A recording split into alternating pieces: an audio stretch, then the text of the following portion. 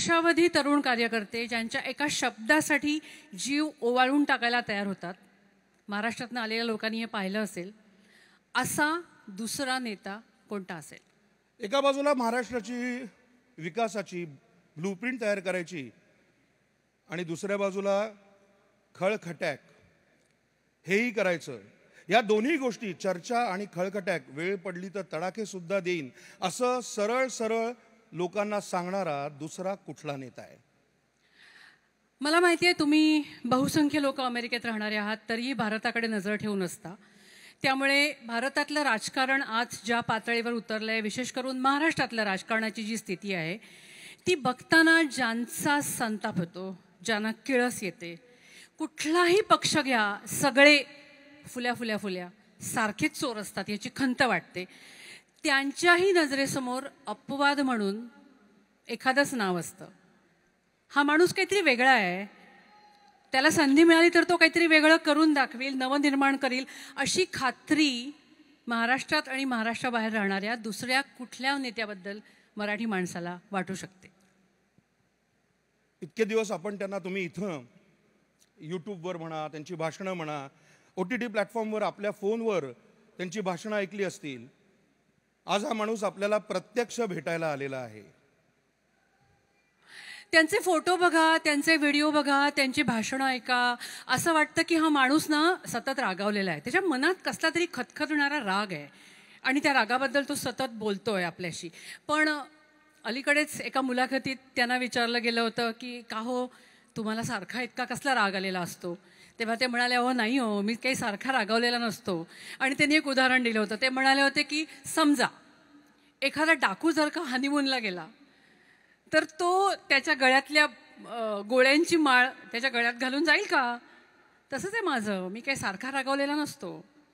त्यामुळे आज ते त्यांच्या गळ्यातली माळ बाजूला ठेवून इथे येतील असं वाटतंय. हा माणूस दुसरा कोण असू शकेल? तर आपल्याशी अत्यंत मनमोकळ्या गप्पा मारण्यासाठी आज इथे येत आहेत. नाव आपल्याला सांगायचं खरंच कारण नाही. लाव रे तो व्हिडिओ. छत्रपती शिवाजी महाराज की म्हटल्यानंतर त्याच्या तोंडून आपसूक जय येतं तो मराठी. ज्ञानेश्वर माऊलींपासून ते आमच्या कुसुमाग्रजांपर्यंतच्या कविता वाचताना तल्लीन होणारा जो असतो ना, तो मराठी. मी पहिल्यांदाच ठरवलंय, मी महाराष्ट्राचा, महाराष्ट्र माझा. महाराष्ट्राच्या अस्मितेच्या आड येणाऱ्या कुठल्याही गोष्टीशी तडजोड केली जाणार नाही कोणत्याही परिस्थितीमध्ये. मी अत्यंत एक कडवट मराठी आहे. जगभरामध्ये मराठी माणूस पसरलेला आहे, वेगवेगळ्या देशांमध्ये गेलेला आहे, त्याबद्दल त्यांचं अभिनंदनच. जेवढा महाराष्ट्राचा विचार तुम्हाला इतर भाषांमध्ये आणि इतर लोकांमध्ये जेवढा तुम्हाला नेता येईल, पसरवता येईल आणि आपण किती श्रीमंत आहोत हे सांगता येईल. कुसुमाग्रजांचं एक वाक्य आहे फार सुंदर, स्वातंत्र्य देवतेची विनवणी नावाचं एक त्यांची कविता होती, मी मध्यंतरी वाचून दाखवली होती. त्यातलं एक वाक्य फार सुंदर वाक्य आहे. भाषा मरता देशही मरतो, संस्कृतीचाही दिवा विझे. भाषा मेली की सगळं संपलं. माझी आपल्या सगळ्यांना विनंती आहे, कोणीही समोर येऊ देत, आपण मराठीत बोला.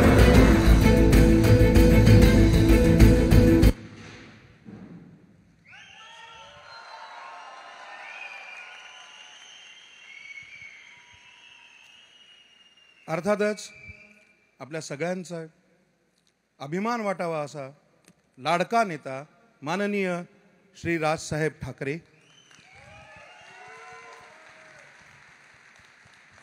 साहेब, मी आपल्याला विनंती करतो आपण बसावं. आणि मी भालेराव सरांना अशी विनंती करेन की त्यांनी साहेबांचं स्वागत करावं.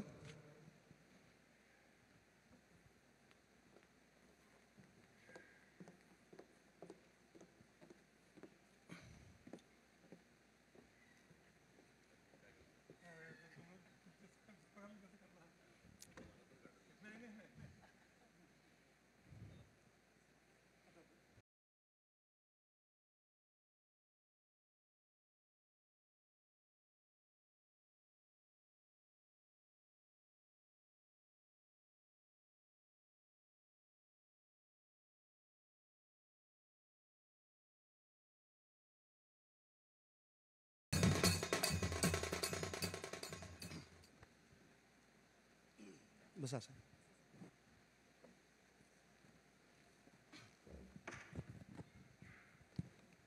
आपण सरांशी गप्पा मारायला सुरुवात करतो आहोत.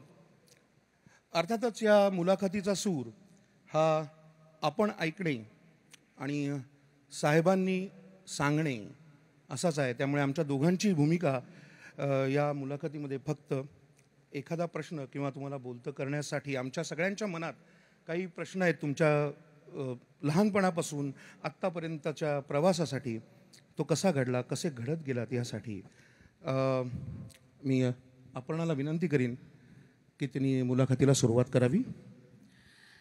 आताच ह्या व्हिडिओ क्लिपमध्ये तुम्ही वाक्य ऐकलं असेल की महाराष्ट्र मेला तर देश मरेल.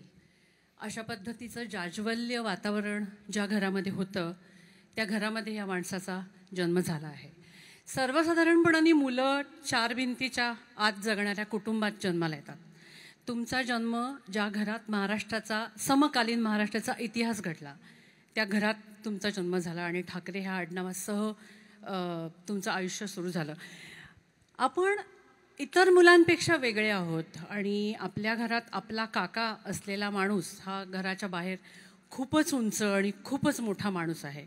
हे तुम्हाला जाणवायला सुरुवात कधीपासून झाली? तुमच्या लहानपणातले काही प्रसंग आठवतात का? आणि त्याच्याच बरोबरीने प्रबोधनकार ठाकरे आणि श्रीकांत ठाकरे, बाळ ठाकरे आणि श्रीकांत ठाकरे संपूर्ण वेगवेगळे स्वभाव असलेली माणसं.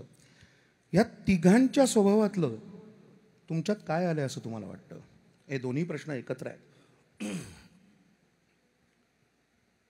मी यांच्याकडे नंतर येतो. सर्वप्रथम मी आपणा सर्वांचे आभार मानतो. एक तर मला इथे तुम्ही बोलवलंत. मी गेले काल आणि परवा मी 2 दिवस मी यांना विचारतोय, म्हटलं लोकांपर्यंत पोचलंय ना हे की अशा प्रकारचा काही कार्यक्रम आहे, मुलाखतीचा कार्यक्रम आहे. कारण जेवढे जण मला आत्तापर्यंत भेटले गेल्या 2 दिवसामध्ये त्याच्यामध्ये 2-3 वाक्यांच्या पलीकडे फारशी वाक्य नव्हती. कधी आलात, कधी निघणार आहात आणि इथे कसं काय येणं झालं. आता ह्या 3 वाक्यांवरती मला कळेल ना की तुमच्यापर्यंत हे पोचलंय का, मी कशासाठी आलोय हे. आणि त्याच्यामुळे तुम्ही लोक इथे येणार, तुम्ही गर्दी करणार की नाही करणार, या सगळ्या टेन्शनमध्ये मी आत्ता अख्खा माझा दिवस गेलेला आहे. तर त्याच्यामुळे तुम्ही सगळेजण इतक्या मोठ्या संख्येने इथे आला त्याबद्दल मी आपला सगळ्यांचा मी खूपच आभारी आहे.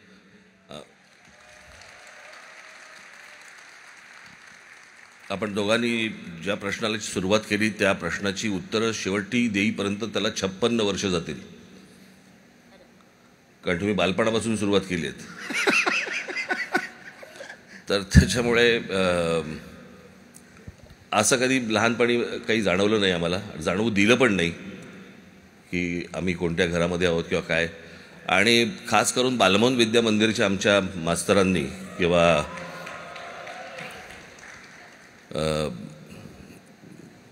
ज्या शिक्षिका होत्या, जे शिक्षक होते, खास करून शिक्षक जे होते, यांनी कधीच जाणून दिलं नाही आम्हाला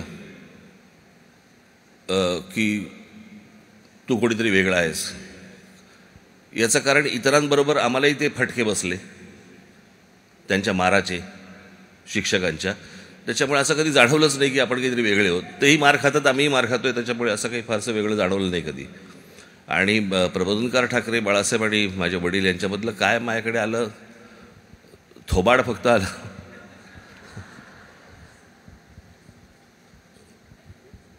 अजून नाही, अशा काही असं बऱ्याच गोष्टी आहेत अशा.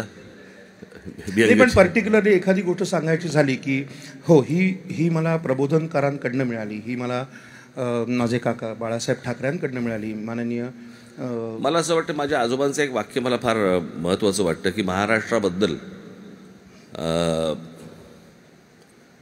एखादी कडवट गोष्ट मांडताना तुमच्या नजीकचा माणूस दुखावला तरी चालेल, पण भूमिका महाराष्ट्राबद्दलची सोडू नका. आणि ती गोष्ट लहानपणापासून मी जे कसं होतं, आपण एखाद्यावरती संस्कार झाले म्हणतो आपण, असे संस्कार कोणी करत नसतं. तुमच्या आजूबाजूला जे काही गोष्टी घडत असतात ते तुम्ही टिपत असता आणि ती गोष्ट तुमच्यावरती होत असते आपोआप. तशी मला असं वाटतं माझ्यावरती अनेक गोष्टींचे संस्कार झाले आणि त्यातनं तो कडवटपणा आला. वडी, अर्थातच तुम्हाला संगीताचा कान त्यांच्याकडनं आला असेल असं आम्हाला नक्की वाटतं. पण तरी देखील तुम्ही नाटक, सिनेमा, इतर कलांची आवड, आपल्या सगळ्यांनाच माहिती आहे त्यांच्या बोटात रंग आणि रेषा अशा दोन्ही गोष्टी आहेत. आत्तापर्यंत, लहानपणापासून आत्तापर्यंत एकीकडे ह्या सगळ्या गोष्टी, स्वतः काका व्यंगचित्रकार, तुम्ही व्यंगचित्रकार, आणि एकीकडे राजकारण, ह्या दोन्ही गोष्टी सतत एकमेकांना सांगड घालत आजपर्यंत कधी असं वाटलं नाही का की आता हे सोडून द्यावं, राजकारण सोडून द्यावं आणि नाही, मी जे शिकलो आहे ते करावं? ह्याचं कारण असं साहेब की एकदा तुम्ही बोलताना आम्हाला म्हणाला होतात की मला एकदा विषय निघाला होता तेव्हा की मला कधीही राजकारणात यायचं नव्हतं. साहेबांना इथे डिझनीमध्ये मला वाटतं ग्राफिकचं शिक्षण, नाही, मला माझी इच्छा होती त्यावेळेला कॉलेजमध्ये असताना की वॉल्ट डिझनी स्टुडिओमध्ये ॲनिमेटर म्हणून काम करावं. पण ते काही त्यावेळेला कुठची माध्यमं नव्हती, त्यावेळेला काही कसले आत्तासारखं काही ईमेल कोणाला पाठवणं, आपलं काम पाठवणं, असं काही प्रकारच नव्हते. कोणाला फोन करायचा आणि कोणाला चिठ्ठी पाठवायची तेच माहीत नव्हतं. त्याच्यामध्ये ती गोष्ट तशी राहून गेली. पण सांगड हा भाग असेल तर साधारणपणे मी राजकीय व्यंगचित्रकार झालो, आणि राजकीय व्यंगचित्रकार आणि राजकारण हे काही वेगळं नसतं. मला असं वाटतं की त्या राजकीय व्यंगचित्रकारितेचा मला उपयोग भाषणामध्ये होतो, किंवा एखादी योग्य गोष्ट योग्य पद्धतीने, किंवा एखादं भाषणामध्ये मी मला अनेक लोक म्हणतात, मला जाणवत नसतं, पण अनेकदा मी व्हिज्युअल क्रिएट करतो किंवा तुमच्या डोळ्यासमोर एखादी गोष्ट मी उभी करतो, तर ती कदाचित चित्रकार असल्यामुळे झाली असेल आणि मग त्याचा उपयोग मला राजकारणासाठी होतोच. तर त्याच्यामुळे तर काही वेगळ्या गोष्टी नाही आहेत त्या. इथे एक गोष्ट मला आत्ता सांगावीशी वाटते की मी आत्ता जसं म्हणालो की हातामध्ये तर रंग आणि रेषा आहेतच, संगीताचा कान आहे, तर नुसता कान नाही आहे. आपल्या अनेक जणांना माहीत नसेल पण राज ठाकरे स्वतः उत्तम संगीत देऊ शकतात. इथे सांगायला हरकत नाही, पण त्यांच्या एका चित्रपटातली, मी नाव आत्ता फक्त तसं सांगत नाही, पण त्यांच्या एका मित्राच्या चित्रपटातली एक चाल ही पहिल्यांदा राजसाहेब ठाकरेंनी गुणगुणून मग त्याच्यावरती त्या मित्रांनी पुढचं गाणं बनलंय. ते गाणं म्हणजे छमछम करताय नशीला बदन. ही मूळ चाल, शब्द माझे नाही तर शब्द नाही, पण ही चाल मूळ स्वतः साहेबांची आहे. आत्ता आनंद म्हणाला त्याप्रमाणे इतर राजकीय नेत्यांच्या तुलनेत विचार करता तुमच्या व्यक्तिमत्वातला हा सगळ्यात महत्त्वाचा गुण आहे की राजकारणाच्या पलीकडे विविध क्षेत्रात तुमचे अत्यंत जीवाभावाचे स्नेही आहेत.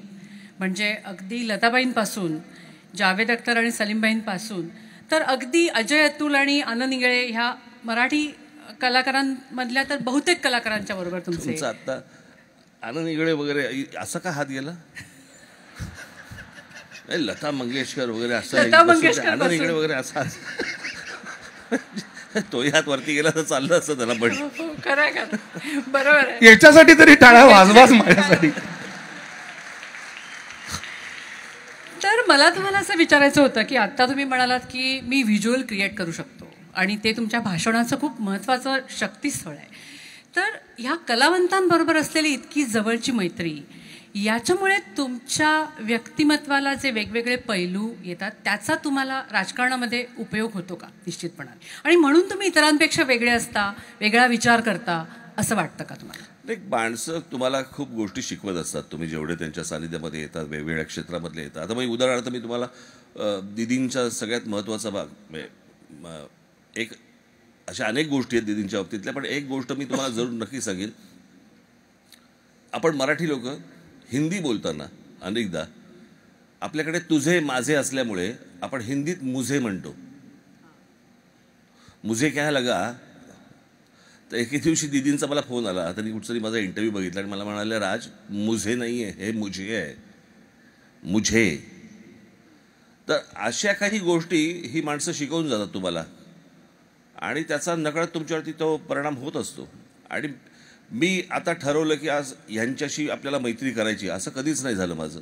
ती गोष्ट आपोआप घडलेली आहे आणि ती दोन्ही बाजूनी घडली. म्हणजे त्यांनाही तशा, मी कधी या लोकांशी आजपर्यंत कधी राजकारणावरती चर्चा नाही केली आहे. ज्या ज्या क्षेत्रातली माणसं आहेत त्यांच्या क्षेत्रातल्या त्याच विषयावरती बोललेलो आहे आणि त्यांचा मी कधी राजकीय वापर कधी करून घेतलेला नाही.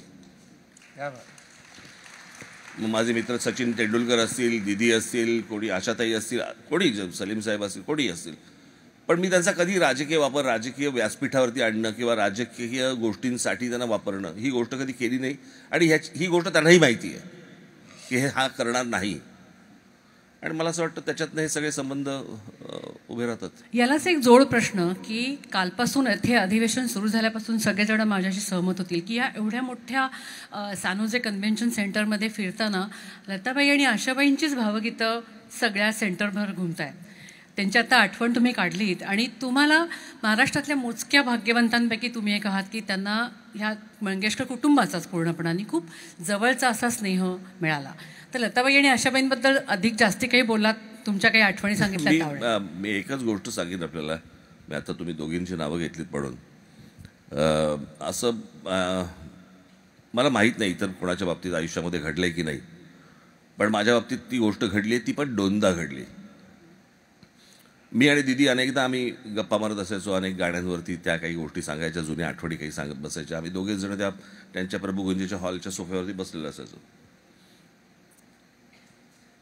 असं हे दोनदा घडलंय की मी बसलोय, आम्ही गप्पा दोघेजण मारतोय.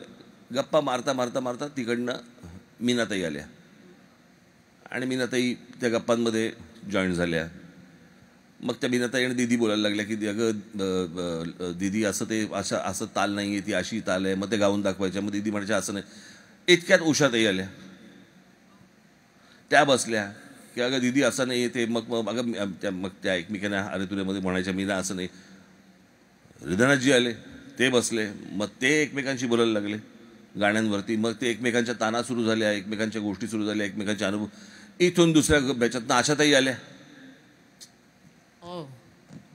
म्हणजे माझ्या बाजूने इथे दिदी, इथे मीनाताई, उषाताई, इथे हृदयनाथजी, इथे आशाताई. मी विम्बल्डन फायनल दोनदा पाहिली आहे घरात. त्या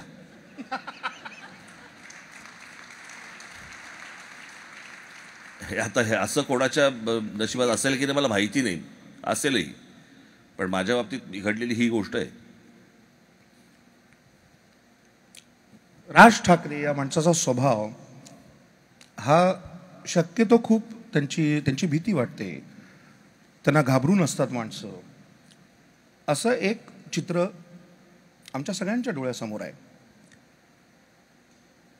आत्तापर्यंत तुम्ही तसं ते प्रोजेक्टही केलं आहे कदाचित, पण तुमचा मूळ स्वभाव काही वेगळाच आहे. जसं मगाशी हा म्हणत होता की आज तुम्हाला राजा असं म्हणताना यारों का यार असं तुमचे अनेक मित्र म्हणतात. आत्तापर्यंत तुम्ही काहीही जे मित्रांसाठी केलंय ते डाव्या हाताने केलेलं उजव्या हाताला कधी कळलेलं नाहीये. असा हा शूर, दानशूर, कोणालाही न घाबरणारा माणूस आयुष्यात कधी दुसऱ्या कोणाला घाबरलाय का? किंवा घाबरून तिथनं पळून जायची वेळ आली असं कधी झालंय का? नाही, पळून जायची अशी वेळ नाही आली. घाबरलोय. आई. आणि तुम्ही शिक्षकांनी पण तुम्हाला फटके दिले असं? त्यांना घाबरलो नाही मी, त्यांनी मारलं होतं. एक आई आणि एक माझ्या मुलांची आई.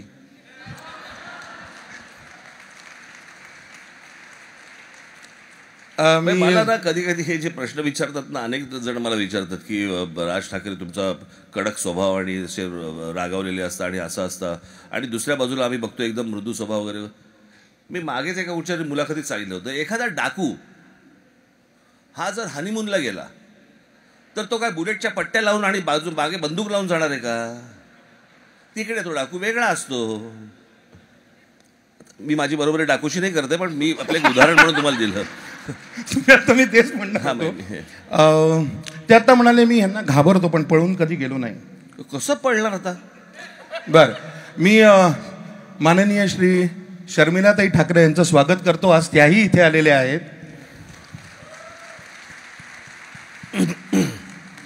आणि तुम्हाला असं विचारतो की हे म्हणतात मी घाबरलो पण कधी पळून गेलो नाही. लाईट्स प्लीज आत्ता लावलेत. हां, तर तुम्हाला असा कुठला प्रसंग माहिती आहे का? मी पळून गेल्याचा? त्यांनी शोधलंय काहीतरी. मी तुला सांगितलं होतं त्याला विचार सांगू का नको. कोणता? 31 डिसेंबर रात्री. अरे ते लग्नाच्या अगोदरची गोष्ट. मग ते तर सांगा ना. अरे झालं असं, 31 डिसेंबरला आम्ही कुठेतरी बाहेरगावी गेलो आणि माझं आणि हिचं जमलं हे ह्यांच्या वडिलांना म्हणजे मोहन वाघांना माहीत नव्हतं. रात्री काहीतरी 2, 2:30, 3च्या सुमारास मी ह्यांना म्हणजे हिला सोडायला गेलो गेटपाशी. तर गेटपाशी कोणतरी मला फिरताना दिसलं.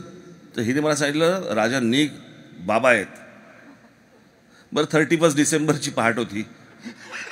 मी बघतोय, म्हटलं बाबा नाही वॉचमन आहे. ती बोलली निघ आत्ता, ते बाबा आहेत. आणि जेव्हा मला ते दिसले त्यावेळेला एकदाच पळून गेलो होतो फक्त. अच्छा, तसं पळून जाणं तेवढंच. कारण तेव्हा आम्हाला मोहन काका असं म्हणाले होते की फायनली वाघाने त्याची पोरगी सिंहाला दिली. तुम्ही काय म्हणालात त्याच्यावर? मग कशावरनं? वाघांची मुलगी सिंहाच्या घरी आली. नाही, त्यांना नाही, आम्हाला म्हणाले सिंह. माझी आया झडली आता सगळी. तेव्हाचे फोटो आहेत का रे? मागे पहा तुम्ही कसे दिसता पण वेगळे. धन्यवाद शर्मिलाताई, तुम्ही इथपर्यंत आलात आज आणि या कार्यक्रमाला उपस्थित राहिलात. आपले मनपूर्वक आभार. धन्यवाद. धन्यवाद. आपण तुमच्या रागाबद्दल बोललो, ते गंमत त्याच्यातली आपण बाजूला ठेवू. पण एकूणच जर का बघितलं तर तुमच्या भाषणामध्ये जेव्हा तुम्ही जाहीर सभांमध्ये प्रामुख्याने बोलता तेव्हा तुमच्या मनामध्ये उसळणारा व्यवस्थेविरुद्धचा राग जो आहे तो सातत्याने असा खरा लखलखताना दिसतो. अनेकांचा राग फक्त शब्दात असतो. तुमचा शब्दांच्या पलीकडे जो व्यवस्थेच्या विरोधातला राग आहे तो अखंड जिवंत आहे इतकी वर्ष तुमच्या मनामध्ये.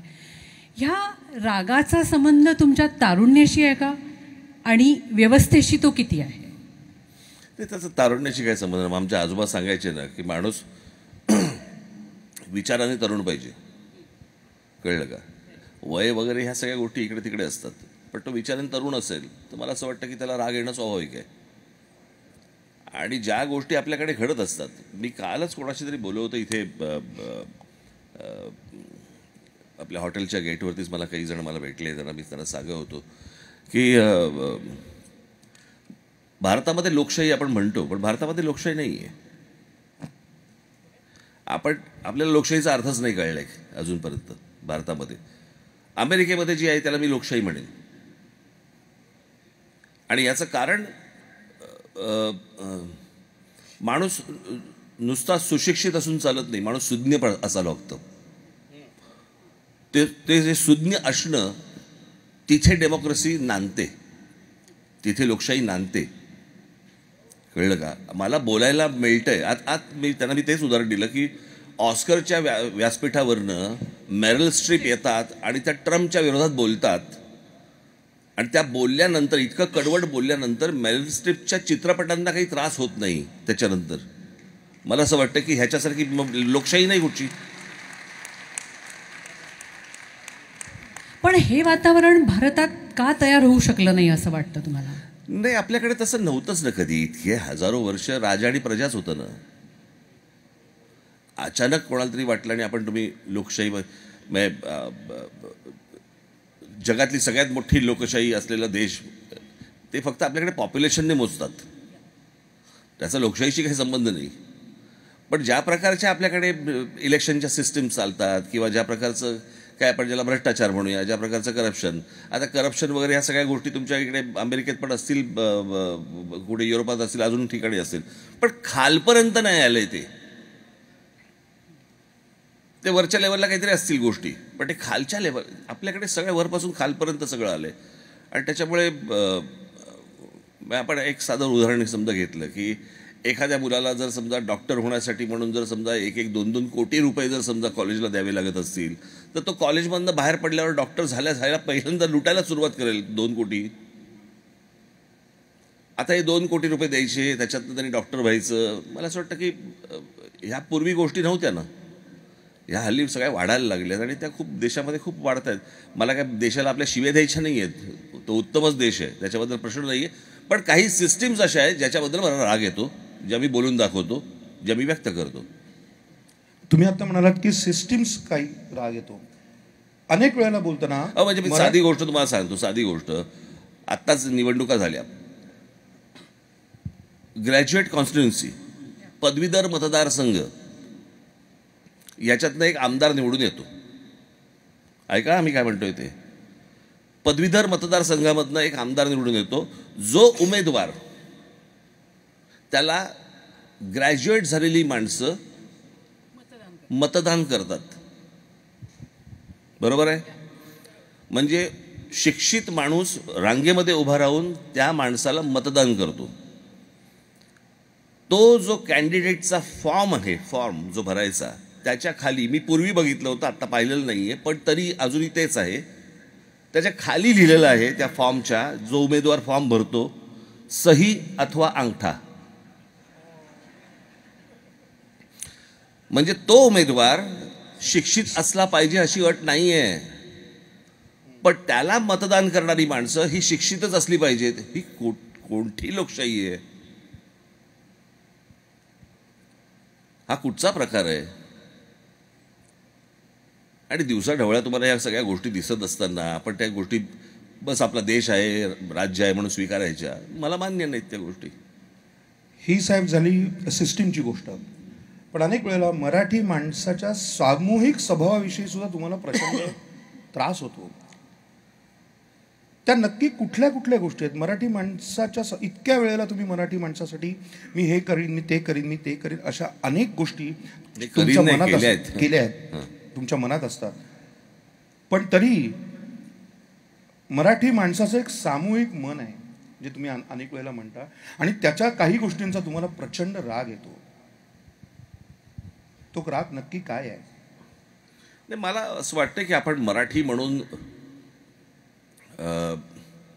एकत्र येऊन, जसं कानडी माणूस विचार करतो, कळलं का, जसा बंगाली माणूस विचार करतो, जसा तमिळ माणूस विचार करतो, जसा गुजराती माणूस विचार करतो. गुजराती माणसं एकमेकांसमोर आली की गुजरातीमध्ये बोलतात, तमिळ माणसं एकमेकांसमोर आली की तमिळमध्ये बोलतात.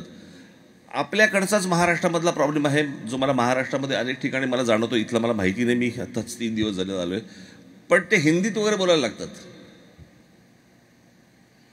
मला या सगळ्या विषयावरती मला 1-2 तासाचं लेक्चर देता येईल या सगळ्या गोष्टींवरती. पण मला एवढंच म्हणायचं की आपल्यामध्ये साधी गोष्ट सांगतो, आपण कुठे तुटतो किंवा फुटतो. आज इथे माझ्या अनेक माता भगिनी आलेल्या असतील.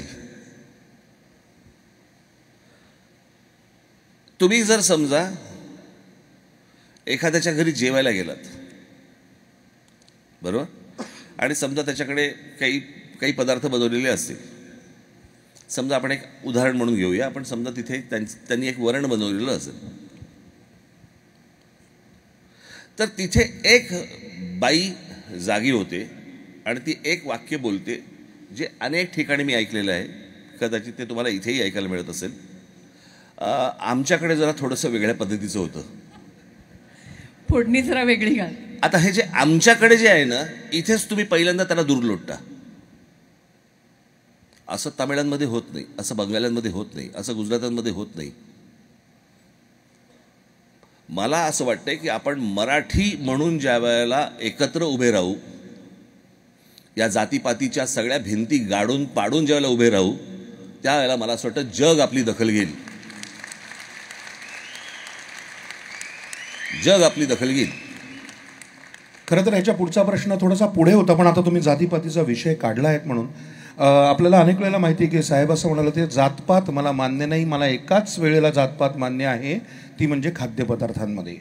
वेगवेगळ्या जाती जमातींमधले जे उत्तम खाद्यपदार्थ आहेत तेव्हाच मला जातपात मान्य आहे. साहेब आता मग हा विषय निघाला आहे म्हणून मी पुढचा प्रश्न विचारतो. मला जातपात मान्य नाही, मला जात कळत नाही, असंही तुम्ही एकदा म्हणाला होतात. आज जेव्हा राजकीय संपूर्ण वर्तुळात महाराष्ट्रामध्ये सतत जातीचं आपापल्या समाजासाठी लढून आपापल्या जातीचं राजकारण केलं जात आहे, तेव्हा मी जातपात मानत नाही हे म्हणणं राजकीय दृष्ट्या नुकसान नाही का? नाही, पण मला असं वाटतं की अख्खा समाजच्या समाज हा काही जातपात मानत नसतो. त्यातले काही राजकारणापुरता काही गोष्टी लोक या सगळ्या गोष्टी करत असतात. पण माझा विश्वास आहे की ह्या सगळ्या जातीपातीच्या सगळ्या भिंती काढून महाराष्ट्र एकदा उभा राहील, नक्की उभा राहील. मी त्याला नक्की उभा करेन. हे तुम्ही म्हणता तेव्हा ह्याला जोडून एक प्रश्न येतो. तुम्ही जे मगाशी म्हणालात ते अगदी बरोबर आहे की सगळी माणसं काही जातपात मानत नसतात. एक विशिष्ट राजकारणातला वर्ग तो आपल्या राजकीय हितासाठी आणि शॉर्ट टर्म गेनसाठी ह्या सगळ्या गोष्टी करतो. तुम्हाला असं नाही वाटत का की समाजातली बदलती परिस्थिती ही राजकीय नेतृत्वाच्या दखलंदाजीतच नाही आहे महाराष्ट्रात किंवा देशभरात तुम्ही म्हणा, आणि मग एक तुटलेपण आहे, म्हणजे आपला समाज वेगळ्या दिशेने चालला आहे आणि त्यांच्यापासून राजकीय नेतृत्व तुटत चाललेलं आहे, त्यांचा काही संबंधच उरलेला नाही आहे, असं तुम्हाला वाटतं? मी तुम्हाला एक गोष्ट सांगतो. मी मध्यंतरी पुण्याला आणि मुंबईला काही छोटे मेळावे घेतले. मला बरं झालं आज मी इथे या व्यासपीठावरनं मी आपल्याशी बोलू इच्छितो. आपण थोडासा काळाचा भाग जर समजा घेतला तर महाराष्ट्राचा इतिहास देशाचा आलाच त्याचबरोबर, पण महाराष्ट्राचा इतिहास म्हणून आपण पकडूया. या महाराष्ट्राचा इतिहास हा तुम्हाला लिहिताना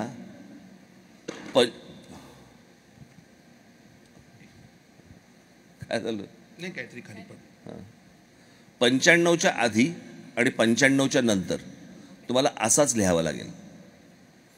95च्या अगोदरपर्यंत एक प्रकारची थोडी बहुत शांतता होती, कळलं का?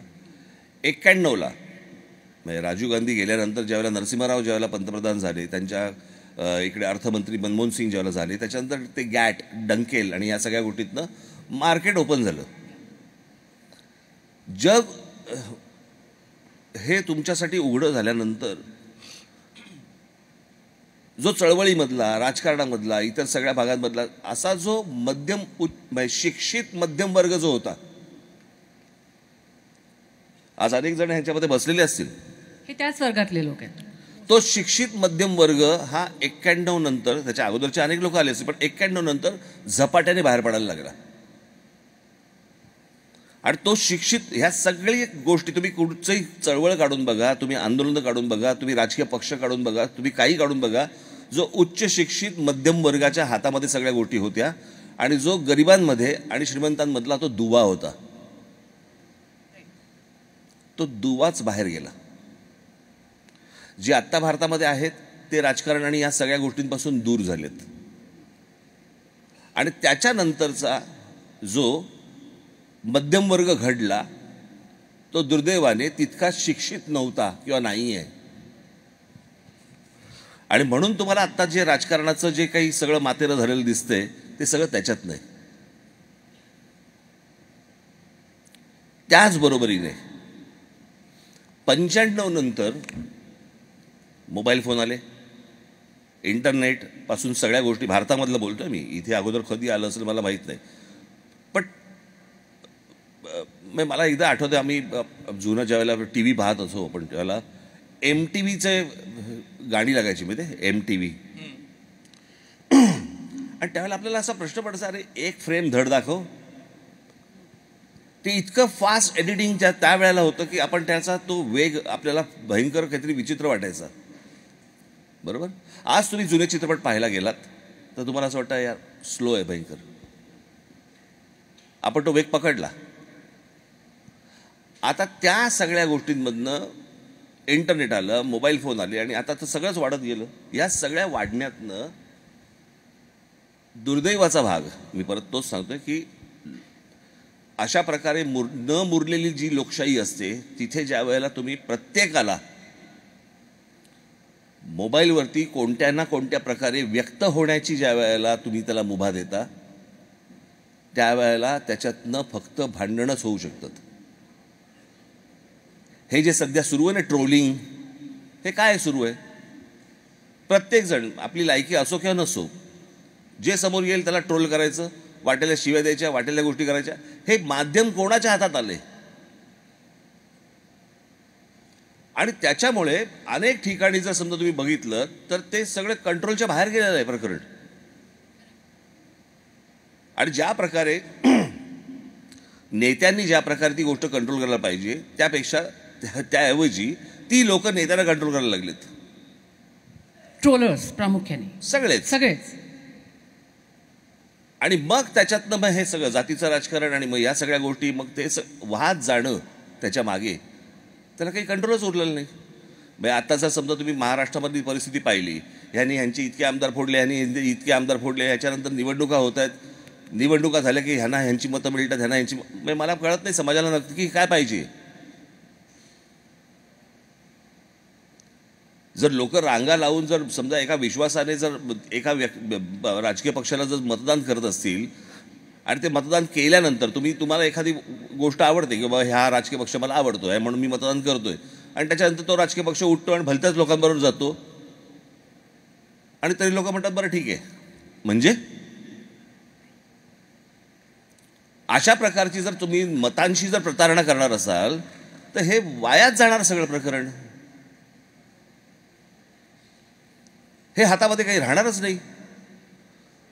म्हणजे उद्या आत्ताची जी मी परिस्थिती पाहतोय आपण, ही जर समजा आता आपण सुधारायला नाही घेतली सगळ्यांनी मिळून तर आपण अराजकाकडे जाऊ.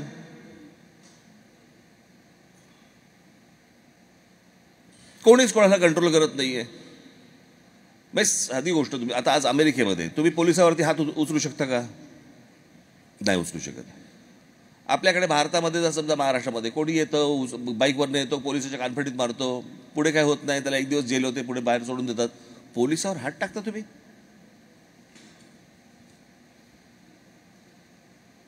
अशा प्रकारच्या जर गोष्टी आता मध्यंतरी काहीतरी म्हणजे किती खाली जायचं आपण, याला काही मर्यादा. आत्ता कोणतरी एका पोराने काहीतरी ती पोरच्या गाडीत 2 मुलांना काहीतरी ते मारले पुण्याला, बरोबर आहे. त्या पोराची, त्याच्या आईची, बापाची, सगळ्यांची, आजोबांची, सगळ्यांची चर्चा सुरू आहे. आणि त्या 2 मुलं जी मेली आहेत त्यांच्याबद्दल कोणीच बोलत नाही.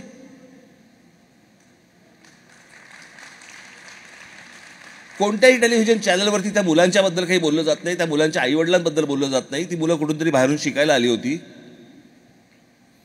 आणि ती केस कोर्टात गेल्यावरती कोर्ट सांगतो, जज सांगतो, तिथला मॅजिस्ट्रेट, की 300 शब्दाचा निबंध लिहून दे. हा कोणता जज आहे? म्हणजे हे असंच तर येऊ शकत नाही ना.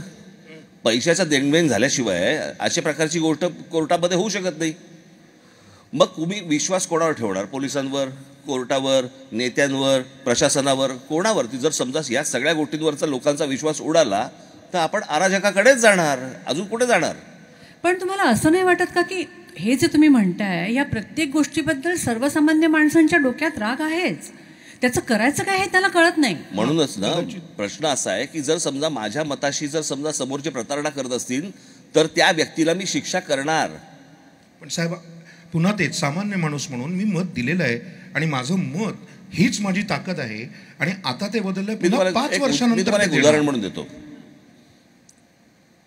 दुसऱ्या महायुद्धाच्या काळामध्ये ज्यावेळेला विन्स्टन चर्चिल यांचं ते व्ही फॉर विक्टरी आणि विन्स्टन चर्चिलनी दुसऱ्या महायुद्धामध्ये मोठा त्यांचा वाटा होता आणि त्यांच्यामुळे ते युद्ध जिंकले वगैरे अनेक गोष्टी झाल्या.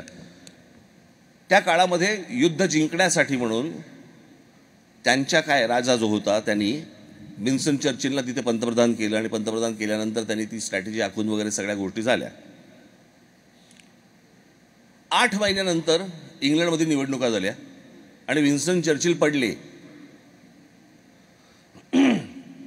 तिथे ज्या वेळेला हे प्रश्न विचारले गेले लोकांना की अरे तुम्हाला युद्ध ज्या माणसाने जिंकून दिलं त्यांना निवडणुकीमध्ये 8 महिन्यानंतर तुम्ही पाडलत, काय झालं तुमचं?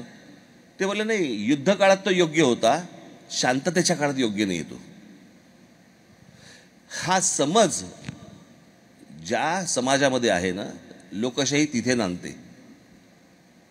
पण मग या पार्श्वभूमीवरती ताज्या लोकसभेच्या निकालांकडे आपण कसं बघणार? या आत्ताच्या झालेल्या ते निकाल भारतीय मतदाराबद्दल काही सांगतात असं तुम्हाला वाटतं का? नक्की सांगतात. परंतु या सगळ्यातनं मला काय आत्ता निकाल लागलाय, यातनं बोध कोणी घेऊन काही पुढे होतंय का आता हे पाहणं गरजेचं आहे. कारण आपल्याकडे काय आता हा काय राजकीय व्यासपीठ नाही आहे, परंतु उद्या कोणी इथून तिथे जातील, कोणी तिथून तिथे जातील, काही माहीत नाही आपल्याला. आता तर साधारणपणे 1 वर्षभर आपण कळ सहन करू, वर्षभरानंतर बघू काय होतंय नक्की ते. कारण आता जे काही सुरू आहे ते काही, पण मला ज्या प्रकारचा निकाल लागला, सगळ्यांना व्यवस्थित जमिनीवरती आणून व्यवस्थित ठेवलेलं आहे. बघू आता. महाराष्ट्र नवनिर्माण सेना ही जेव्हा हा पक्ष जेव्हा स्थापन करायची वेळ आली तेव्हा या पक्षाचं नाव फार मनापासून आणि फार विचार करून ठेवलं गेलं. महाराष्ट्र नवनिर्माण सेना जे आहे त्यावेळेला त्यातलं नेमकं नक्की काय काय नको होतं म्हणून हे नवनिर्माण करायचं होतं? ते मला लोकांचा, तरुणांचा, तरुणींचा या राजकारणाकडे, महाराष्ट्राकडे, देशाकडे बघण्याचा दृष्टिकोनच बदलला पाहिजे. मला असं वाटतं मी एक 16 मिनिटाची मी एक ॲस्थेटिकवरती एक मी डॉक्युमेंटरी केली होती 2014ला. कदाचित त्यांच्यापैकी काही जणांनी पाहिली असेल. पण मला महाराष्ट्र कसा दिसतो, आता एक साधी आपण गोष्ट बघूया. माझ्या देशावरती प्रेम आहे. ओके, म्हणजे काय? म्हणजे काय? बॉर्डरवर जाणार आहेस, गोळीबार करणार आहेस, काय करणार आहे? माझ्या देशावरती प्रेम आहे म्हणजे काय? म्हणजे आपण काय करणार आहोत? मला असं वाटतंय की त्या माझ्या डॉक्युमेंटरीमध्ये तीच गोष्ट आहे त्याच्यामध्ये, की माझ्या घराच्या आजूबाजूचा परिसर हा जरी मी स्वतः स्वच्छ ठेवला, असा प्रत्येकाने विचार केला तरी देश स्वच्छ होईल. माझ्या देशावरती प्रेम आहे. आज तुम्ही ज्यावेळेला अमेरिकेमध्ये फिरता, ज्यावेळेला तुम्ही युरोपमध्ये फिरता किंवा बाहेर इतर देशांमध्ये जेव्हा फिरता, त्यावेळेला असं वाटतं की खरंच त्यांच्या देशावरती प्रेम आहे, कारण ती गोष्ट ते स्वच्छ ठेवतात. आज ज्या प्रकारचे, मी आता कालच सॅन फ्रान्सिस्कोला जाऊन आलो. मी आयुष्यात पहिल्यांदा गेलो तिकडे. काय शहर आहे सुंदर. असं शहर बघताना असं वाटतं वेल डिझाईन शहर आहे. मी त्या डॉक्युमेंटरीमध्येच मी एक वाक्य टाकलं होतं की आज जर समजा तुम्ही गेलात हिरोशिमा आणि नागासाकीला, तर आपला कोणाचा विश्वास नाही बसणार की इथे 2 अणुबॉम्ब टाकले होते. अणुबॉम्ब. मग आपली शहरं जी आहेत ही काही कारण नसताना बॉम्ब टाकण्यासारखी वाटतात.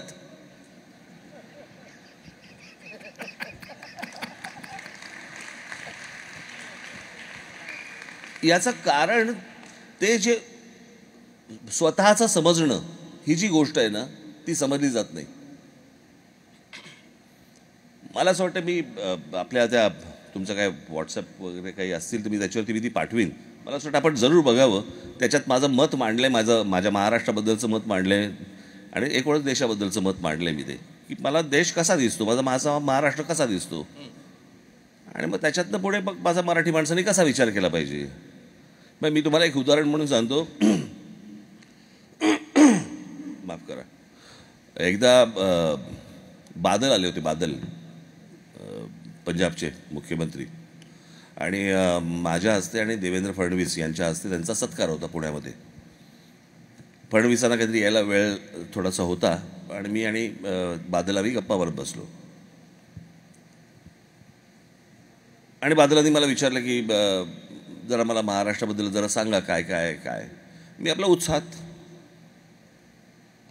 मी म्हटलं आमच्याकडे कोकण भाग आहे, म्हटलं असा आहे, समुद्रकिनारा आहे, डोंगरदऱ्या, त्याच्यानंतर आमचा विदर्भ आहे, म्हटलं आमचा, त्याच्यानंतर आमचा मराठवाडा आहे, आमचा उत्तर महाराष्ट्र आहे, आमचा पश्चिम महाराष्ट्र आहे, मग मुंबई आहे, बाकीची शहरं. आणि मग म्हटलं आमच्या इकडे म्हटलं जसं तुम्हाला कोकणामध्ये जशी एक भाषा मराठी मिळते तशी तुम्हाला मराठवाड्यात वेगळी मिळणार, विदर्भातमध्ये वेगळी मिळणार. जरा थोडासे लहजे बदलतात, उच्चार बदलतात, शब्द बदलतात, असं मी त्याला सगळं सांगत होतो. म्हटलं आमच्याकडे जेवणाची पद्धत म्हटलं कोकणामधली वेगळी आहे, म्हटलं आमच्याकडे मराठवाड्यामधली वेगळी आहे, विदर्भामधली वेगळी आहे. त्याच्या माझ्याकडे बघत होते. नंतर मी त्याला विचारलं, म्हटलं सर पंजाब में कैसे होता है? नहीं, पंजाब में तो हमारे यहाँ हर घर में एक ही किस्म का खाना मिलता है. मला वाटलं मी विविधतेमध्ये मी माझ्या थोबाडीत मारून घेतली. ही विविधता जी आहे ना ही आपल्याला दूर लोटते. जी चांगली पण असते, पण त्याच्यातनं जे मगाशी सांगितलं ना, आमच्याकडे जरा थोडंसं वेगळ्या पद्धतीचं बनतं, ते इथून सगळं सुरू होतं. आणि जे एक प्रकारचं जेवतात,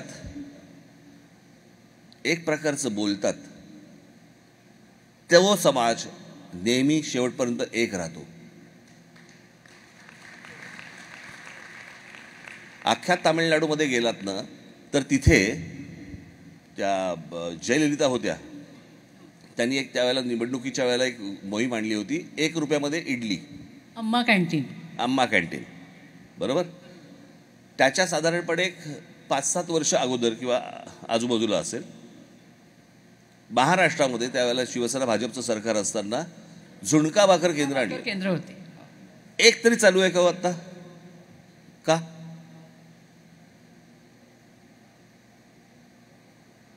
कारण आमच्यासारखा झुणका नाही बनत इथे.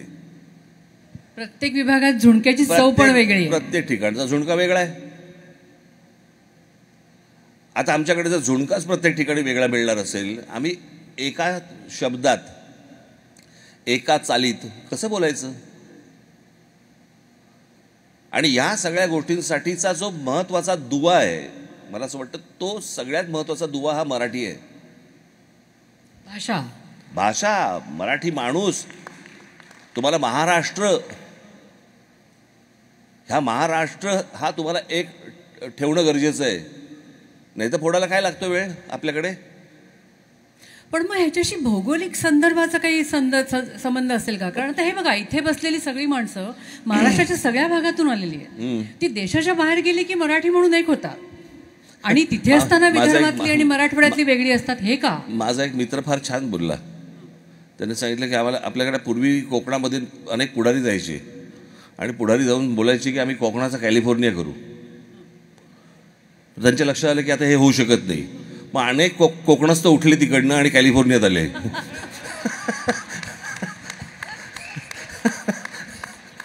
काय तिकडे नाही होऊ शकत म्हणे. त्यांनी कॅलिफोर्नियातच कोकण आणलं असं म्हणाला. थोडंसं वैयक्तिक म्हणजे जरा जपू ना. हो, आता संस्थेला, पक्षाला 18 वर्ष झाली. या संपूर्ण काळामध्ये अनेक चढ उतार पक्षाने पाहिले, अनेक आरोप पक्षावर झाले, अनेक अपेक्षाभंग काही माणसांकडनं झाले. या सगळ्या प्रवासात तुमच्या अगदी लहानपणापासून सर्व स्तरांवर, प्रत्येक बाबतीत, शाळा असू दे, कॉलेज असू दे, मैत्री असू दे, राजकारण असू दे, या सगळ्या वेळेला काही माणसं तुमच्याबरोबर कायम राहिली. त्यापैकी एक नाव आहे आमदार नितीन सरदेसाई. आज नितीन सरदेसाई सुद्धा आपल्याकडे इथे आलेले आहेत. Lights please. मला आता प्रश्न काय? प्रश्न तुमच्या ऐवजी थोडासा त्यांना आहे, तुमच्या स्वभावाविषयीचा. तो असा आहे की नितीन सर, आपलं आधी स्वागत आहे. तुम्ही इतकी वर्ष राज ठाकरे यांच्या प्रत्येक वेगवेगळ्या परिस्थितीमध्ये कायम बरोबर आहात.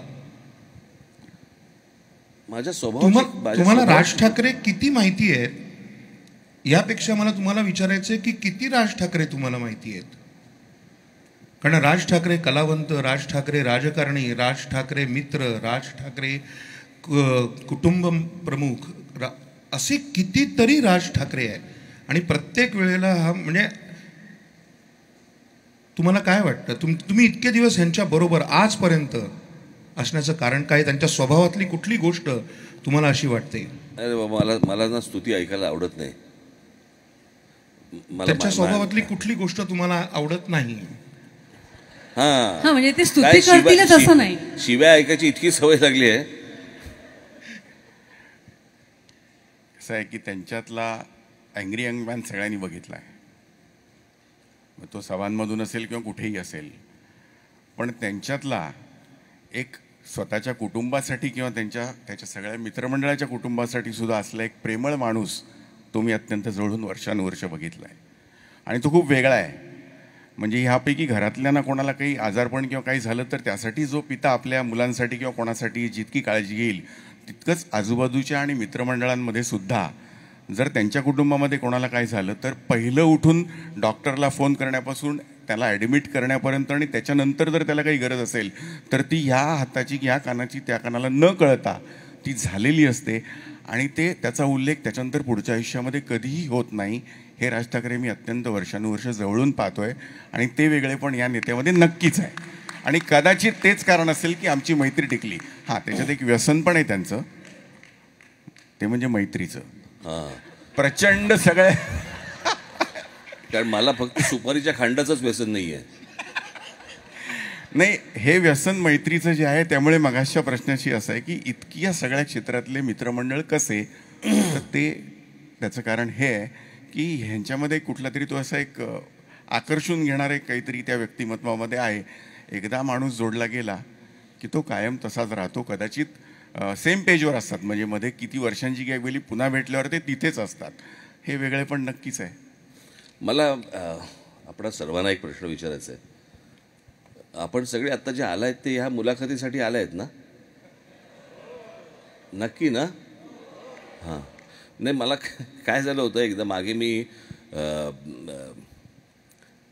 नगर जिल्ह्यामध्ये एक कर्जतच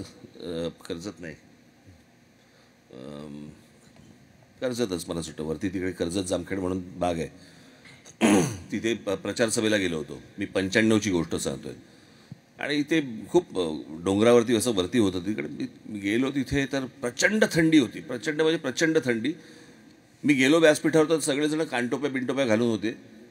समोर बसलेली जी लोकं होती सगळं भरलं होतं. मला असं 92 वगैरे असेल त्याला, 92ला वगैरे. आणि सगळे समोर लोक बसले होते, सगळे घोंगडीमध्ये होते, आतमध्ये होते सगळे. बरं, काही टाळ्या वाजल्या तर आतल्याच बाजूच्या मला काहीच कळायचं नाही, आणि काही हसले तरी पण मला काही समजायचंच नाही ते सगळं. आणि मी आपल्याला, आणि तिथे कसं होतं, बाकीचे सगळे घोंगडीमध्ये, कानटोप्यांमध्ये, शालीमध्ये सगळे. मी झब्या लेंग्यात, मला कोणी सांगितलंच नाही. त्याच्यामुळे मी आणि झेंडा हे दोघे फडफडत होतो तिकडे. आणि मी तिथे पोचल्यानंतर मी भाषण माझं संपलं, राष्ट्रगीताला लोक उभी राहिली, राष्ट्रगीत संपलं आणि लोक परत बसली.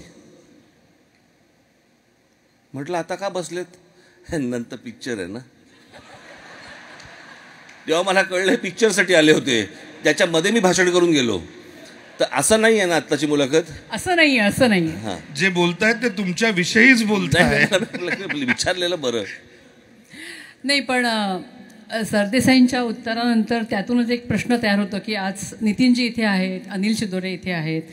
वेगवेगळ्या क्षेत्रामध्ये काम करणारी अशी विचारी माणसं तुम्ही तुमच्या पक्षाबरोबर दीर्घकाळ जोडून ठेवलेली आहेत. आणि थिंक टँक म्हणजे मी नाशिकची आहे, त्याच्यामुळे नाशिकमध्ये आपल्या महानगरपालिकेच्या निवडणुकांमध्ये तुम्ही जे वेगवेगळे प्रयोग केले होते ते आम्ही मतदार म्हणून जवळून पाहिलेले आहेत. त्या विषयात आपण जायला नको. पण मला प्रश्न विचारायचा तो असा आहे की या पद्धतीचा विचार करणारी, नव्या दिशेने जाऊ इच्छिणारी, त्या दिशेने जाण्याचा मार्ग माहिती असणारी माणसं राजकारणात ह्याच्या पुढच्या काळात येतील का, असं चित्र आहे. कारण आजूबाजूचं जे काही भीषण आणि बकाल वास्तव आहे ते पाहता नवा विचार करणारा आणि जग बदलायची इच्छा असणारा कोणीही तरुण मुलगा किंवा मुलगी राजकारणात मी जाईन अशी महत्वाकांक्षा असलेलं कोणाला तुम्हाला ऐकू नाहीये. आत्ताचं उदाहरण देतो मी. हां. आत्ता म्हणजे एक अर्धा पाऊण तासापूर्वीचं. ओके.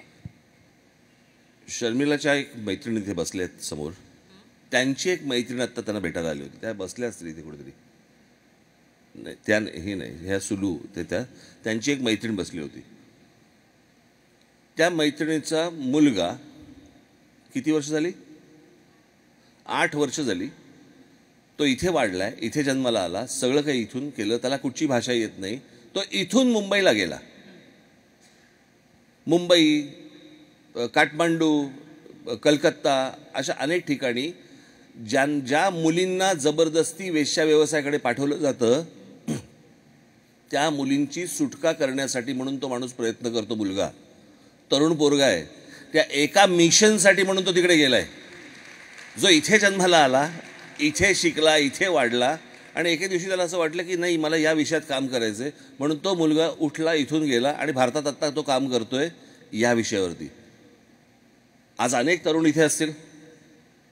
मला असं वाटतं की महाराष्ट्रासाठी आपल्याला जर काही समजा काही करायची इच्छा असेल, वाटत असेल, तरी जरूर तिथे महाराष्ट्रामध्ये या. पण आखूड शिंगी, बहुदुधी, कमी चारा खाणारी गाय जगात मिळत नाही. कळलं का? मला ढोसलं पण नाही पाहिजे, पण चारा पण कमी खाल्ला पाहिजे आणि दूध पण जास्ती दिलं पाहिजे, असं अशी कुठचीच घाई नसते. तर त्याच्यामुळे जर यायचं असेल तर मला असं वाटतं सर्वस्व पणाला लावून तुम्हाला यावं लागेल. आणि जे काही महाराष्ट्रासाठी म्हणून, मराठी भाषेसाठी, मराठी माणसासाठी म्हणून करता येईल, देशासाठी करता येईल, ते मला असं वाटतं तुम्ही केलं पाहिजेत. कारण तरच मी तुम्हाला सांगतो, मला ह्या सर्व लोकांचे, हे सगळे अमेरिका स्थित, अनेक जण युरोप स्थित अनेक लोक आहेत भारतामध्ये गेले, खास करून आपले मराठी लोक. मला तुमच्याबद्दल प्रचंड कुतूहल आणि कौतुक आहे. ऐकून तर घ्या. पण तुम्ही कौतुक आहे म्हणालात ना, तेच तर सांगतो की पाण्यापासून टॉयलेट पेपर पर्यंतचा जो प्रवास आहे, मला असं वाटतं तो अद्भुत आहे. जरा तपशिलात सांगा ना. ह्याहून तपशिलात काय सांगू तुम्हाला? काय हो तुम्ही पण अजून किती तपशिलात जायचं याच्या? म्हणजे माझं असं म्हणणं आहे की तो विचार करणं. मी आत्ता तुम्हाला सांगतो साधी गोष्ट. जर समजा आता आम्ही कधी कुठे परदेशी येतो किंवा मी कुठे महाराष्ट्र टूरवरती असतो, खूप दिवस बाहेर असतो, आणि मग एक घरची ओढ लागते, घरी गेलं पाहिजे. खास करून परदेशामध्ये असताना तर जास्ती होतं. एक 10, 12, 15 दिवस झाल्यावरती असं वाटतं आता जाऊया, आता घरी जाऊया आता. कळलं का? तो जो होमसिक होणं जे आहे ते न होता ह्या लोकांनी एके दिवशी विचार केला की मी आता आज घर सोडतोय, एका देशात, वेगळ्या देशात जातोय जिथे मला कोणी ओळखत नाही आहे, आणि मला माझं तिकडे आयुष्य घडवायचं. मला असं वाटतं हा विचारच क्रांतिकारक आहे की अशा प्रकारे विचार करणं, तुम्ही सगळं सर्वस्व सोडून देणं, जिथे तुम्ही सगळे लहानपणापासून वाढला, जे काही लहानपणापासून पाहिलं, जे काही गोष्ट असेल, आणि एके दिवशी तुम्ही निघालात.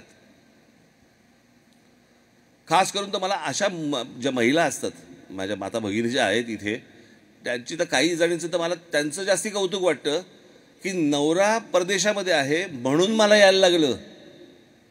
म्हणजे माझ्या मनात नाही आहे, पण आता माझं लग्न झालं, पण मला आता यायला पाहिजे इथे, आणि इथे आल्यानंतर रुळायचं. मला असं वाटतं हे अद्भुत आहे अशा प्रकारे विचार करणं. मला त्या मुलाचं पण देखील मला त्याचं कौतुक वाटतं की तो असा इथे जन्माला आला, इथे वाढला, इथे मोठा झाला, सगळा शिकला इथे, आणि एके दिवशी म्हणाला आई वडिलांना की मी चाललो भारतात. आज अनेक मुलं असतील इथे की ज्यांना असं वाटत असेल की बाबा भारतामध्ये जावं, महाराष्ट्रामध्ये जावं, पण तुम्ही ज्यावेळेला विचार कराल ज्यावेळेला त्या गोष्टींचा, तर मला असं वाटतं तो पूर्ण विचार करूनच तुम्ही या गोष्टींचं पाऊल उचललं पाहिजे. कारण परत टॉयलेट पेपरवरनं पाण्यावर यायला हां थोडंसं वेळ लागेल. हां नाही, तुम्ही आत्ता म्हणालात ते अगदी बरोबर आहे, पण तरी देखील आज इथला नुसता तरुण वर्ग नाही, तर आपल्याकडचा सुद्धा तरुण, भारतातला तरुण, महाराष्ट्रातला तरुण वर्ग आज राजकारण म्हणलं की नको म्हणतो. हो. आणि असं असेल तर मी तुमच्याच प्रश्नाला थोडासा पुढे हे करतो की असं असेल आणि इतकं चित्र विदारक असेल, तर ती जी राजकारणात येणारी मुलं आहेत ती फक्त मवाली, टगे अशाच पद्धतीचं चित्र दिसतं, कार्यकर्त्यांच्या पद्धतीचं. नाही, इतकं वाईटही नाही आहे. नाही, मला खरंच असं विचारायचं की शिक्षित तरुण मुलगा राजकारणात येतो, मला यायचं आहे, कदाचित आपल्या अमित ठाकरेंची पुढची पिढी, त्यांना कोणीतरी सहकारी हवा, जो शिक्षित हवा, जो शिकलेला हवा. तर अशासाठी, हे होण्यासाठी महाराष्ट्र नवनिर्माण सेना या पक्षाकडून आणि तुम्ही असा काही ठोस प्लान, काही गोष्ट आहे का? म्हणूनच मी अनेक मुलांना जेव्हा भेटतो ना, मी त्यांना तेच सांगतो, मला नुसता शिक्षित मुलगा नकोय किंवा मुलगी नकोय, मला सुज्ञ हवेत. पण ते किती मिळायचे आणि कुठून? आपल्याकडे आहेत की खूप लोक आहेत ना, हजारो लाखो लोक आहेत, फक्त त्यांना अप्रोच नसतो, भेटू शकत नसतात. सो मी जाऊन भेटतो त्यांना अनेक जण मला भेटायला घरी येतात.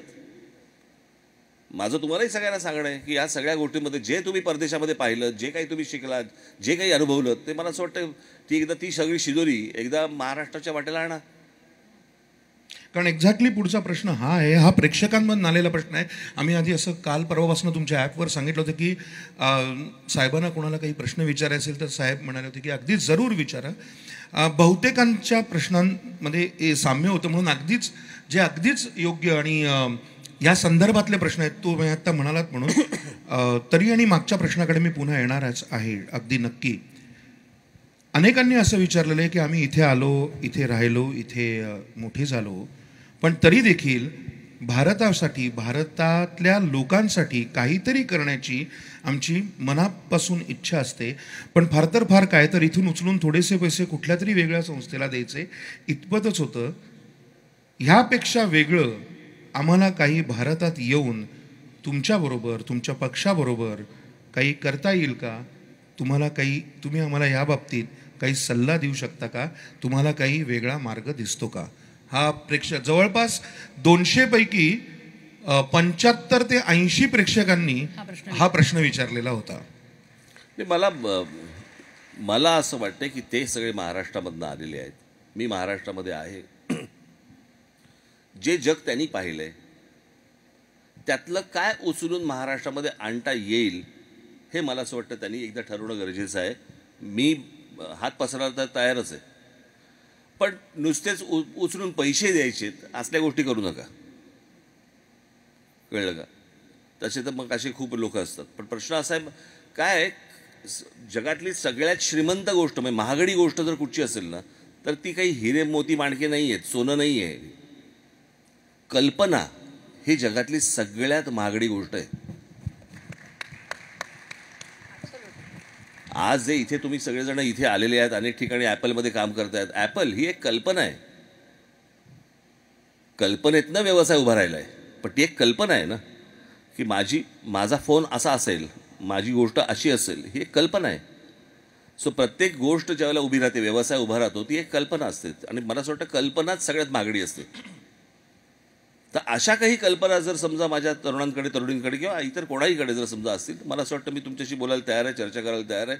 त्याच्यासाठी जी काही मदत म्हणून तुम्हाला महाराष्ट्रामध्ये लागेल, राज ठाकरेला तुम्ही गृहीत धरा. याहून पलीकडे मी काय सांगू? आता तुम्ही जो कल्पनेचा विषय मांडलात, सगळ्यात महागडी गोष्ट काय असते तर ती कल्पना, त्या तुमच्याकडे आहेत म्हणून तर तुमचं एवढं मोठं वलय महाराष्ट्रातल्या तरुण पिढीवरती आहे. एक साधा काळाचा हिशोब जर का करून बघितला तर जेव्हा तुम्ही नवनिर्माण सेना लॉन्च केलीत, त्या शिवाजी पार्कवरच्या भाषणातला तो ट्रॅक्टरवरचा शेतकरी अजून महाराष्ट्र विसरलेला नाही आहे, इतकी वर्ष झाली तरी. आता ह्या गोष्टीला ही तारीख होती 9 मार्च 2006, त्याला आता 18 वर्ष उलटली. म्हणजे आपण असं गृहीत धरू की त्या तुमच्या सभेला जो 20 वर्षाचा मुलगा आला असेल तो आज 40शीत पोचून त्याला 2 मुलं झाली असतील. तरीसुद्धा आजही तुमच्या सभांना जी खचाखच गर्दी होते त्याचं ॲव्हरेज एज खूप तरुण आहे. त्याच्यामध्ये 17, 18, 15, 20 वर्षाची प्रचंड मोठ्या संख्येने मुलं येतात. तुम्हाला काय वाटतं की तुमच्या इतका तरुणांना आकर्षून घेणारा मॅग्नेट, लोहचुंबक भारताच्या राजकीय परिप्रेक्ष्यामध्ये दुसरा कोणी असेल असं मला वाटत नाही. तुमच्याकडे अशी काय जादू आहे, काय शक्ती आहे, का एवढी तरुण मुलं तुमच्याकडे आशेने बघतायत? असं का बघतायत मला माहीत नाही, पण मला असं वाटतं मी अनेकदा ह्या गोष्टीमुळे मी माझं नुकसान पण करून घेतलेलं आहे. का बरं सांगतो ना, आणि ते म्हणजे खरं बोलणं. आपण म्हणतो की माणसाने, राजकारण्यांनी खरं बोललं पाहिजे, पण अनेकदा खरं बोलण्याचे परिणाम देखील मी तसे भोगलेले आहेत. पण म्हणून मी खरं बोलायचं बंद करीन किंवा करेन असं होणार नाही माझ्याकडनं. मला राजकारणाचा एकूणच सगळा काय म्हणू, पण त्याचं दिसणं, त्याचं असणं, सगळ्या गोष्टी मला बदलायच्या आहेत. एकदा मी नेहमी सांगत आलो की महाराष्ट्राने एकदा माझ्यावरती विश्वास ठेवावा, एकदा हे राज्य माझ्या हातामध्ये द्यावं. बरं, आत्ता जे वाट लावतात त्याहून अजून मी किती वाट लावू शकतो? एवढी तर कपॅसिटी नाही ना माझी. मला असं वाटतं एकदा हा प्रयत्न करून बघावा, महाराष्ट्राने हा प्रयोग करून बघावा. आणि मला विश्वास आहे की महाराष्ट्र हा प्रयोग करेल नक्की. नक्कीच नक्कीच. आपण आवरूया का आता? बोर झाले असेल. नाही नाही, बोर कशाला, आपल्याला चालणार आहे ना अजून. बघा आता तुम्हाला थोडासा अडचणीत टाकणारा प्रश्न. मगाशी तुम्ही म्हणला तसं माझं फक्त कौतुक करू नका. महाराष्ट्र नवनिर्माण सेनेने घेतलेले, अर्थात तुमच्या पक्षाने घेतलेले, तुम्ही अध्यक्ष म्हणून घेतलेले काही निर्णय पूर्णपणे चुकले हे जाहीरपणे कधी मान्य करता येईल का? किंवा चुकले आहेत असं वाटतं का? आणि तसं असेल तर आत्मपरीक्षण जेव्हा आपण म्हणतो हे तुम्ही स्वतःकडे कसं बघता? नाही, आत्मपरीक्षण करतोच ना आपण. ज्यावेळेला निर्णय घेतो त्यावेळेला तो चुकलेला नसतो. नाही, आधी मुळात निर्णय कधीच चुकीचा नसतो, परिस्थितीने तो चुकीचा ठरला जातो. त्याच्या मागचं इंटेन्शन वाईट आहे का? तर इंटेन्शन वाईट नाही आहे, पण परिस्थिती अशी निर्माण झाली की त्यावेळेला तुम्हाला असं वाटलं की बाबा हा निर्णय चुकीचा आहे. त्याला काही नाही करू शकत तुम्ही. आमच्याकडे कसं आहे, काय शाहरुख खान सलमान खानचा एखादा चित्रपट पडला ना समजा शुक्रवारी, तर तो रविवारी सुरू करू शकतो. आम्हाला 5 वर्ष थांबायला लागतं. आणि म्हणून मला माझी महाराष्ट्राला नेहमी माझी विनंती हीच राहिली आहे की अरे दरवेळेला 5-5 वर्षांनी आमची वय वाढत जात आहेत. सो ज्या वेळेला जी गोष्ट हातामध्ये द्यायची, ज्या वेळेला ती ऊर्जा असते, ज्या वेळेला ती उर्मी असते, त्याच वेळेला ती गोष्ट हातामध्ये द्यावी. अहो पण साहेब, तुम्ही जर प्रत्येक वेळेला खरं बोलणार, जातपात मानणार नाही, सत्तेत असण्यासाठी म्हणजे सत्ता बदलण्यासाठी सत्तेत असणंही तितकंच समजा गरजेचं आहे. नाही, मी माणसं उभी करीन खोटं बोलायला, पण मला नाही जमणार. क्या बात. ते मला नाही जमणार ते. याच्यावरून मगाशी आनंद म्हणाला त्याप्रमाणे काय आहे, तुम्हाला एक गोष्ट सांगतो. व्यक्ती, राजकीय पक्ष हे सगळे, या सगळ्या गोष्टी असतात, येतात, जातात. सगळं महाराष्ट्र कायम राहणार आहे. मला असं वाटतं महाराष्ट्राचा विचार नीट केला पाहिजे आपण. ती गोष्ट कायम आहे ना, तो भूभाग हा कायम राहणार आहे. माणसं येत राहतील, जात राहतील. आणि म्हणूनच अशा टप्प्यांवर जेव्हा काही आपण आधीचा पक्ष सोडलात आणि नवीन पक्ष निर्माण करायची ताकद दाखवली, त्यावेळेला आपण सांगितलं होतं की एक गृहस्थ आपल्याकडे आले आणि म्हणाले काळजी करू नकोस. त्या गृहस्थांचं नाव होतं सलीम साहेब. आताचा प्रश्न 3 माणसांविषयी आहे. एक म्हणजे त्यांना आपण एकत्र म्हणतो म्हणून सलीम जावेद साहेब, 2 बाबासाहेब पुरंदरे आणि 3 अर्थातच शिवाजी महाराज. या प्रत्येकाने, एक आपण पाहिले नाहीत, दुसरे आपल्या दोघांच्याही संदर्भात संपर्कात आलेले आहेत. त्यातले 3 व्यक्ती आहेत, एक महापुरुष आहे. एक महापुरुष आहे. या तिघांबद्दल अगदी आम्हाला तो किस्साही ऐकायला आवडेल त्या क्षणाचा. आणि अर्थातच अत्यंत अवघड प्रसंगात तुम्ही मगाशी म्हणालात तसं की ह्या लोकांचं तुमच्यावरचं प्रेम, लताबाईंचा तुमच्याशी असलेला संवाद आणि ज्या सलीम साहेबांनी तुम्हाला, हे प्लीज आम्हाला ऐकायला आवडेल की त्यावेळेला तुमची मनस्थिती अवघड होती. आम्ही ते ऐकलं आणि तेव्हा आम्हाला असं वाटलं की हे खरंच लोकांपर्यंत पोचायला हवं. आणि तेव्हा ते तुम्हाला येऊन घरी आले, तो प्रसंग प्लीज आम्हाला सांगाल का पुन्हा? नाही, मला नाही आवडत मला या सगळ्या गोष्टी सांगायला. नाही, परत प्लीज सांगा. नाही, नका ते, मला तो विषय सोडून द्या. मला असं वाटतं ज्या गोष्टी झाल्यात त्या झाल्यात. आता मला मी कसा होतो आणि मग मी कुठच्या परिस्थितीतून जात होतो आणि मग मला काय काय झालं, बरं मला असल्या कुठच्या गोष्टींमधनं मला काही तसं नका सांगू. सलीम साहेब, जावेद साहेब यांच्याबद्दल तुमच्या मनात असलेलं बाबासाहेब पुरंदरे. कारण मला आठवत आहे जेव्हा महाराष्ट्र भूषण पुरस्कार द्यायची वेळ आली होती आणि कोणीतरी त्यांना द्यायचा नाही म्हणून विरोध करत होता, मला तुम्ही म्हणाला होता जिथून मला शिकायला मिळेल ना तिथून मी शिकत आलो.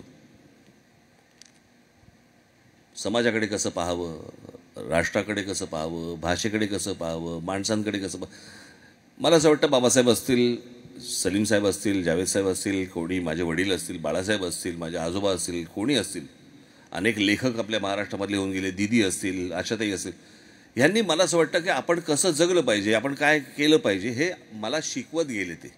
आणि मी ती गोष्ट हेरत गेलो. म्हणजे त्या एका फरारी की सवारी नावाचा चित्रपट होता, त्याच्यामध्ये एक फार छान वाक्य होतं की एक तो स्वतःच्या मुलाला स्कूटरवरनं घेऊन चाललेला असतो आणि सिग्नल मोडतो. आता सिग्नल मोडल्यावरती तर काय आजूबाजूला बघतो कोणी पोलीस वगैरे नसतो म्हणून पोलिसाकडे जातो, हवालदाराकडे. तो म्हणतो की मला हे भरायचे पैसे भरायचे. तो कसले? तो बोला मी सिग्नल तोडला ना. तो बोला सिग्नल तोडला? कुठे तोडला? पण तो मागच्या सिग्नलला. मग तिकडे पोलीस नव्हता? तो म्हणतो नाही तिकडे पोलीस नव्हता. मग कोणी बघितलं का? तो बोला कोणी बघितलं? हो बघितलं ना. तो म्हणतो कोणी बघितलं? तो म्हणतो मुलांनी बघितलं ना. जो देखेगा वही सीखेगा ना. आता त्या मुलाला जर तशी सवय लागली की हे सिग्नल तोडायची आहे तर तो तेच करणार. मला असं वाटतं की मी ह्या सगळ्या लोकांकडनं, या सगळ्या व्यक्तींकडनं मी खूप गोष्टी हेरल्या, खूप गोष्टी घेतल्या. आणि मी स्वतःला त्या बाबतीत भाग्यवान म्हणतो की ही लोकं माझ्या आयुष्यात आली. असे अनेक लोक आहेत की ज्यांच्याकडनं मी काही गोष्टी शिकल्या. म्हणजे मी बाळासाहेब ज्यावेळेला मला लहान असताना मला व्यंगचित्र ज्यावेळेला शिकवायचे त्यावेळेला काही व्यंगचित्र मला ते दाखवायचे. आणि त्याचं आणि मला ना त्या बाबतीत मी जरा बरं आहे. मी एक वाक्य एखादं कुठचं कोणी बोललं ना तसं माझ्या आतमध्ये आर पार जातं. ते एक व्यंगचित्र कुठचं तरी मला समजवत होते. आणि समजवत असताना त्यांनी मला सांगितलं की हा स्ट्रोक असा नको मारू, हा त्याचा स्ट्रोक आहे, तू नको मारायला जाऊ आत्ता. कळलं का? त्याचं कॉम्पोजिशन बघ, त्याचं पर्स्पेक्टिव्ह बघ कसा आहे काय आहे वगैरे. आणि त्याच्यात त्यांनी एक वाक्य सांगितलं की तू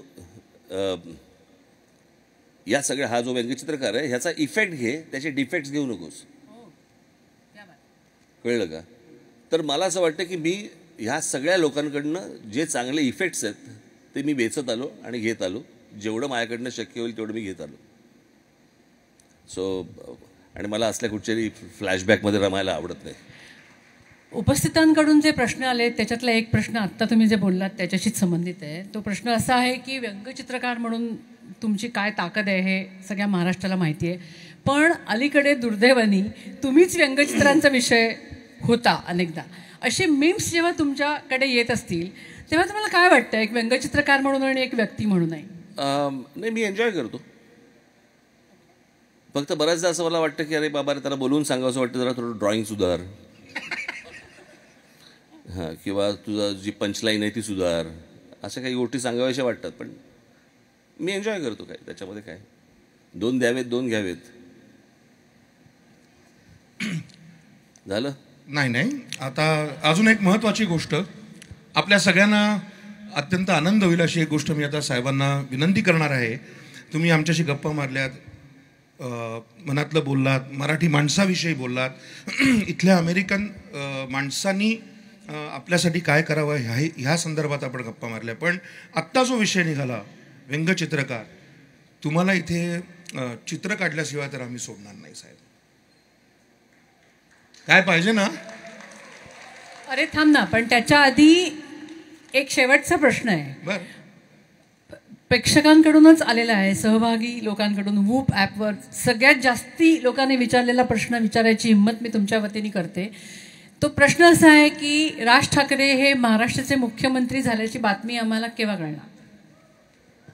केव्हा मिळणार? केव्हा मिळणार? झाला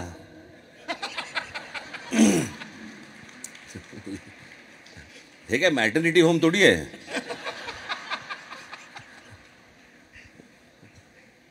झालं. थांबा या. काय मी तुमच्याशी गप्पा खूप वेळ मारू शकतो. मी 2 तास 3 तास 4 तास. पण अशा मुलाखतीच्या कार्यक्रमाला ना पुढचे पण तुमचे काही कार्यक्रम असतील, अजून अनेक कार्यक्रम असतील, त्याच्यामुळे मला ते सगळं अवघडल्यासारखं होतं. साहेब आपण हे कुठे ठेवावं आणि तुम्हाला कम्फर्टेबल काय काढायचं पण तुम्हाला जे वाटेल? मला काहीच नाही वाटत आहे. मग माझं काढा. अरे काय काढायचं आता त्याच्यात? माझं नुसतं काढा, ते व्यंगचित्रच दिसतं. द्या. अरे हे थोडं वरती होईल का? नाही होणार. नाही. हां, मी खाली कसा होऊ? थांबा.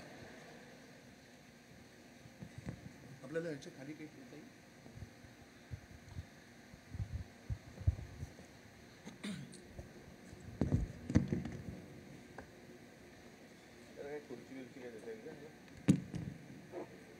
खुर्ची वगैरे काय का?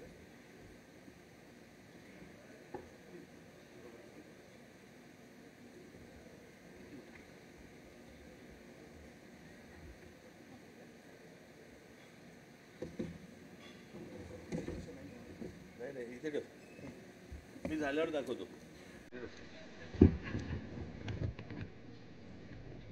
इथे उभा राहा.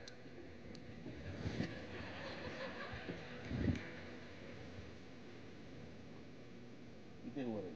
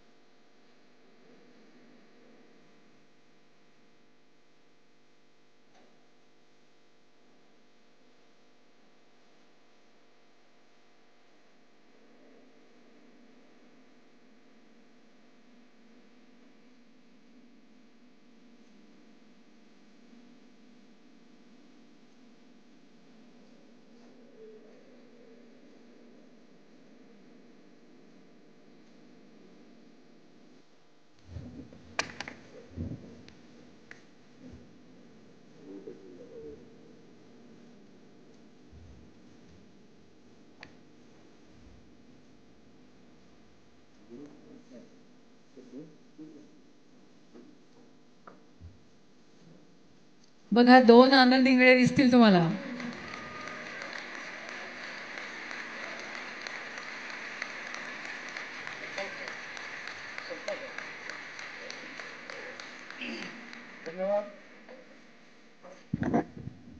धन्यवाद. पुढच्या कार्यक्रमांच्या वेळाही पाळायच्या आहेत, त्यामुळे आपण सगळेजण इथे आलात. मी आपले मनपूर्वक आभार मानतो आणि हा कार्यक्रम इथेच संपन्न झाला असं जाहीर करतो. धन्यवाद. धन्यवाद.